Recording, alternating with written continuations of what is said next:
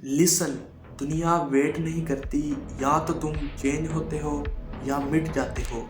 जिंदगी हर दिन नई स्पीड पकड़ रही है और सबसे खतरनाक चीज़ ये है कि इंसान पुराने मैट्रिक में फंसा है।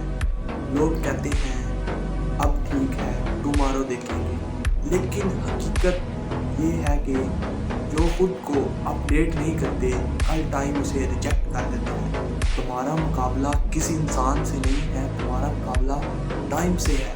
और टाइम सिर्फ उन लोगों को आगे ले जाता है जो लर्न करते हैं, जो चेंज होने से नहीं डरते और जो गिव अप करने से इनकार करते हैं। आज डिसाइड करो, या तो खुद को चेंज करो या टाइम तुम्हें बदल देगा।